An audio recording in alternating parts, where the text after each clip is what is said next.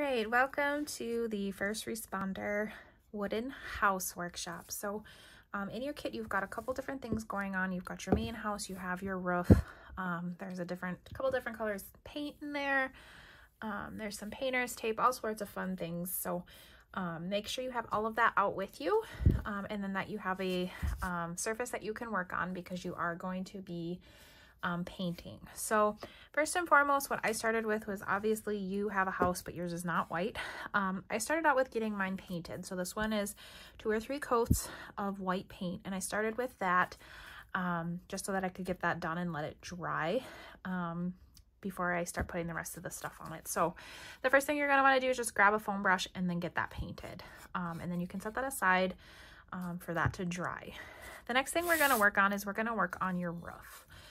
So in your workshop, you're going to find some brown paint. You're also going to find some baby wipes in there.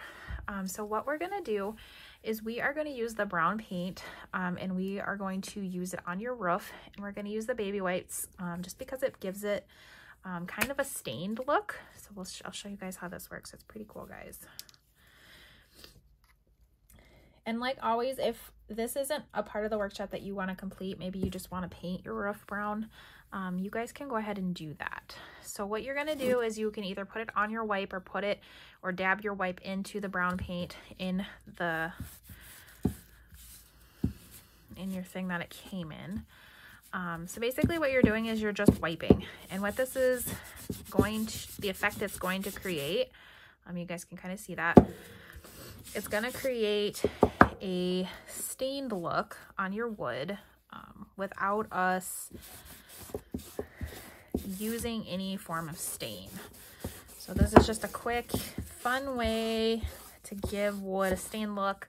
If you've ever worked with stain before, it can be super messy, and it's just something that's obviously really hard for me to send to you in a workshop. See how that works? So you can do it, if you do it one coat and you like that color, you can leave it at that. If you want to go back over it again, you can let it dry and go back over it. It's completely up to you how dark you want it.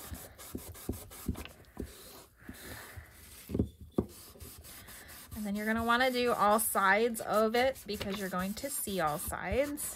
And then don't forget to do your ends too.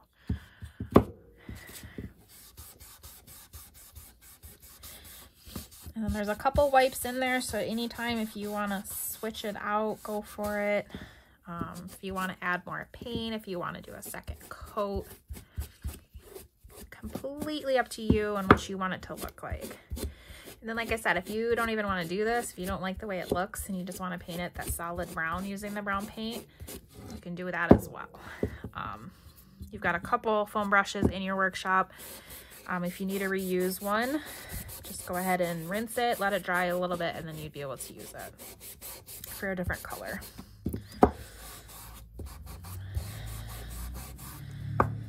All right, so I like that. It's just got this nice little lightly stained brown look. I'm gonna put that to the side, let that dry. The next thing I'm gonna do is I'm gonna grab my house. So make sure that your house is completely dry. So if your house isn't done yet, then you'll just kind of want to pause the video and wait for it to be completely dry. Then you're also going to want to pick a side that you're going to want to work with. I'm going to work with this side. So the next thing you're going to do is you're going to want to take your words and you're just going to want to line them up and just get an idea of where they're going to go. Because what we're going to do next is we are going to paint our line on here. So you're going to paint whatever color first responder line. But one of the things we want to do is just kind of get an idea, because this one's going to go on top, and then the officer is going to go over your line. So if you don't love the way I'm setting this up, if you want to put your line somewhere else or you want to do it differently, once again, this is your workshop. You decide where it goes, but this is just kind of the steps for the one that I have shown. So you're going to have some tape in your workshop. What you're going to want to do is this is going to tape off where you're going to make your line.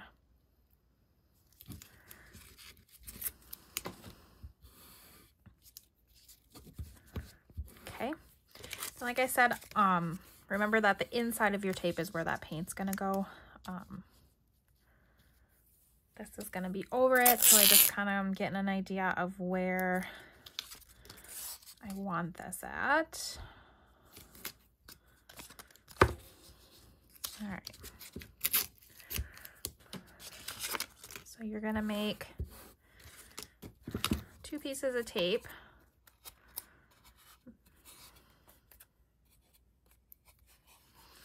Okay.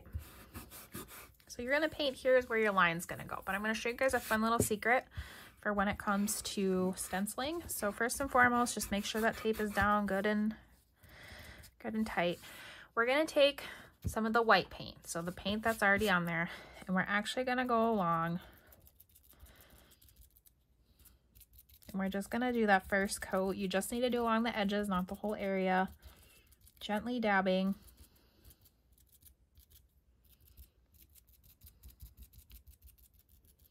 The edges. So what you're doing here, and this is a fun little stenciling trick, is you're actually sealing the edges of that tape so that when you go to paint your blue on there, the edges are sealed with the white paint, which is the base color.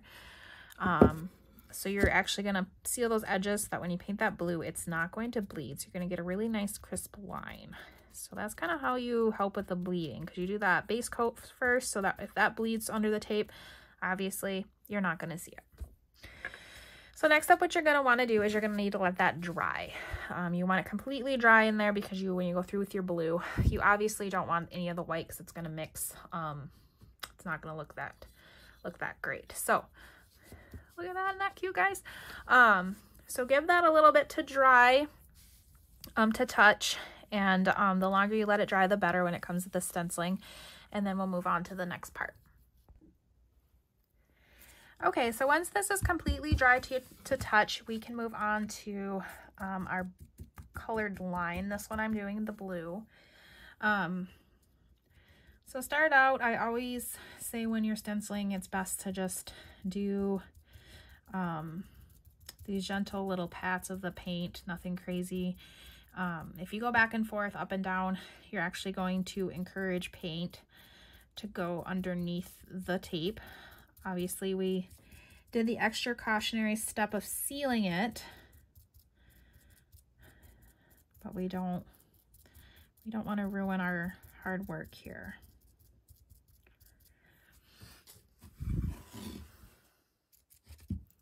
And this may take a couple coats. I also forgot to say in the first one, it's going to be up to you what you want to do with the back. If you want to run the line all the way around, if you're going to have it on a tiered tray that has, you can see the back and you want the back to have the line, that's totally up to you. You would just do the same thing you've done already. With the front, you would just do it on the back.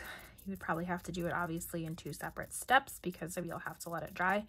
I guess you could set it upright. So, but yeah, if you want to do the back too, you'll just do the same thing on the back. I'm just going to have the line on the front.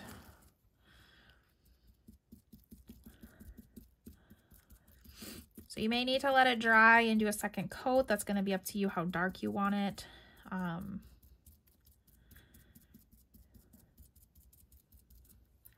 So we'll let that dry. And then once that dries, I will show you how to remove the tape. And then before we put the vinyl on, we'll want to just make sure our paint is super, super dry for it to stick. All right, so moving on to the next step, what we're going to go ahead and do here is you're going to remove the tape that we had in place to paint your line. You want to make sure everything is completely dry on your house before we move on to the next step. So the next step is going to be applying your vinyl to the front of your house. So you take your words and kind of play with them on there where you want them before you start this. So you can do this whatever way you want. Just remember, once you start peeling and placing, your vinyl is there for the long haul. It's not coming back up. If you do take it off, you're not gonna be able to reuse that vinyl. So you're gonna want to make sure before you peel and stick that you have got an idea of what you want going on. So what you're going to do when you're ready, everything's been pre-peeled for you. So you're going to go ahead and pull, this backing becomes garbage at that point. And then you're going to go ahead and you're going to place your vinyl where you would like it to go on your house. And then what you're going to want to do is you're going to want to go over it. If you don't have a handy dandy scraper tool like I have here, you can use your finger, you can use the end of a screwdriver. I mean, really anything you've got at your disposal that just gives pressure. And then once you're ready to go, you're going to go ahead and peel that clear piece off. And in essence, your vinyl should be sticking. If it's starting to come up in areas, just press over it and go back over it. All right. So now what I'm going to show you guys is you're going to see that in some places, some of my paint just came up. So if you look in your kit, you're going to have a small little, tiny little paintbrush. So if you were wondering what that's for, that's going to be just going over and touching up those little spots if it does peel off. It may peel off with your blue or your white. It peeled off a little bit with my white, but I actually like the look of the distressed. So I'm going to leave that alone, but I'm probably going to go back over and just touch up my blue line. All right, so then your final step, what you're going to do is you're going to be adding your roof. So you will need some sort of glue for this. Obviously you can put your roof in however you want. I want mine kind of centered, so I'm gonna have to keep this standing up. I'm just using basic wood glue, but you can use whatever you want. And putting my roof on. And then obviously you're gonna wanna just let that set for a while. So I'm not gonna flip this back down because my roof's gonna fall off. But there you go. So once you've got your roof on, you've got your touch-ups done, everything is completed. Make sure that you take a picture of your completed house, whether you use it on its own or you put it on your decor kit or on your decor tray, and just let us see what your fun design is at the end, especially if you switched up where your words are. I always like to see how everyone does theirs individually.